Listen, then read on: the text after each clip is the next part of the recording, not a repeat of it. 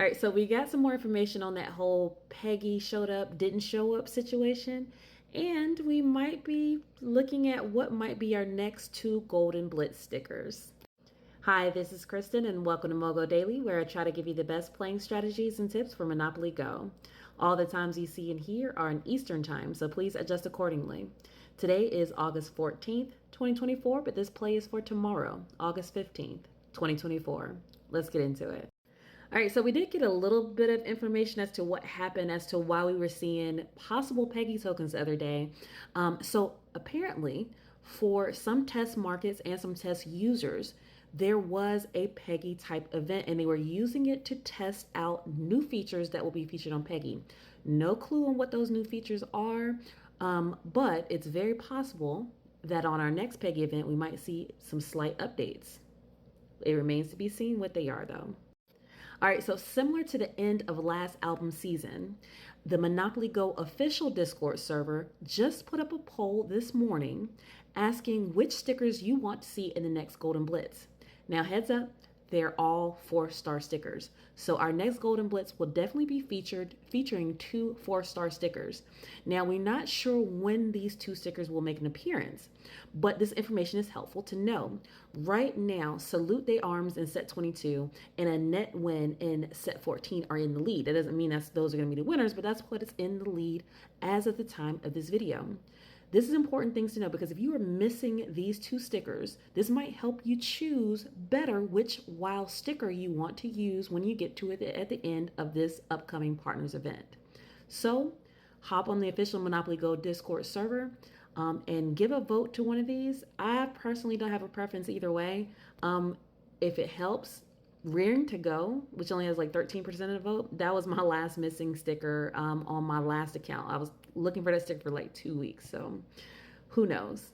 All right, it is official. Rocket Partners starts today. Make sure you get your partners together. I always recommend only partner with people that you actually know. Only partner with people that you actually have a line of communication with. Why? Because it's going to be really hard to get all 80,000 points of each one of these partner events, okay? Especially with limited high roller time. Here is the prize list behind me, and as you can see, that grand prize of 5,000 dice, a wild sticker, and of course that new token. So make sure that you are playing smart and communicating with your partners and hopefully getting these partners events done. By the way, because I always get asked this questions like a million times during partners events, the extra partner pickups after you finish partner events turn into cash. They're just going to turn into cash. All right, so just a quick note before we get into today's game strategy, because I got a couple of messages from you guys saying that the early morning event on August 14th was not actually a Builders of Bass event, but was actually a wheel boost. Now, I want to make sure that you know that there's always this disclaimer that I put out events on what we believe them to be at the time because we're using data mined information. And Jose knows that we have data mined information and therefore sometimes changes it up on us. So we don't always know with 100% certainty, but I will say that 99% of the time, we're right. All right, so very, very early this morning, we do have a wheel boost from 6 a.m. to 9 a.m. So if you didn't get any good wheel boost time in, that's another good opportunity to do some building. Now, our Rocket Partners event is going to start at 8:30 a.m. Coinciding with that is our top bar also restarting at 8:30 a.m.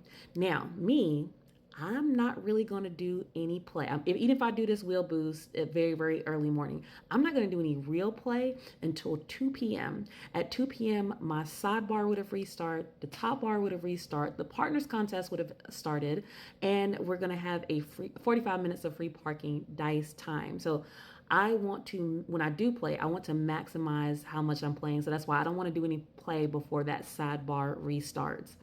And then we're going to have a roll match. Y'all know how I feel about roll match. It's just, yeah. Then we have a landmark rush. Now listen, as we're progressing through this, because we do this every partners event, because we know that we're going to have limited high roller time, right? We're going to be seeing how we can utilize the flash events from each partner event each day. So each day we're going to look at each of the events and saying like, hey, here's a good time to activate one of those high rollers from my partners event. This should not be a race to the finish line because I guarantee as soon as this partners event starts at 8:30 a.m., you're going to see people posting how they finished their partner's event already. And I'm just like, but why?